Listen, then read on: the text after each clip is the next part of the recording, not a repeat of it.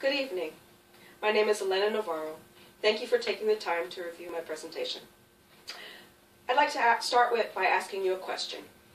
What is the number one skill that business leaders are looking for during the hiring process? You'll be surprised to know that 72% say that creativity tops the list. This is unfortunate for children that will one day enter the workforce because arts and music instruction electives, which revitalize creativity, are often the first programs cut from school curriculum. This presentation will address the lack and setbacks of neglecting art and music instruction in schools, and will discuss benefits of incorporating the arts within our school curriculum. Finally, I will share some tips for funding the arts within our schools. The lack of art programs present a setback in student graduation levels, according to the U.S. Department of Education, a 2012 study. Teaching just the standards makes for just a basic education. Standard core subjects rate lower in creativity than the arts. Innovation takes a backseat within the educational spectrum because STEM subjects take priority for educators. Students, they excel in schools with art programs.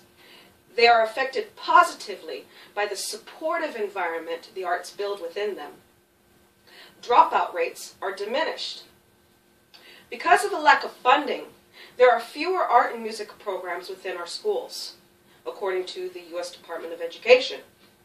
I'd like to share with you an illustration from Americans for the Arts. It shows that the arts are motivating. The arts help our students to succeed in school. Students who are involved in the arts are 4 times more likely to participate in a math and science fair, 3 times more likely to win an award for school attendance, 4 times more likely to be recognized for academic achievement, and 3 times more likely to be elected to class office. Also, students that engage in the arts stay in school. Students from perhaps a low socioeconomic status with a high participation in the arts have a dropout rate of 4%. But their peers with a low participation in the arts have a dropout rate of 22%. So you can see the significance and the importance of keeping art and music within our schools. Art and music provide many benefits for our students, as you can see. Also, results on standardized tests show that students involved in the arts have higher test scores. Those that perform in the arts learn significant life skills, such as creativity, social skills, confidence, problem solving, how to work in teams, accountability, responsibility, focus, and dedication. The list can go on and on and on. Many students are in grave danger of dropping out of school. They mention the arts as influential in them graduating. The arts help build incentives and self-esteem through an environment of acceptance. Imagine students that are not excelling in math or science, that want to just give up and drop out of school. The arts motivate them and inspire them to go higher. I have various ideas for funding arts instruction within our school systems.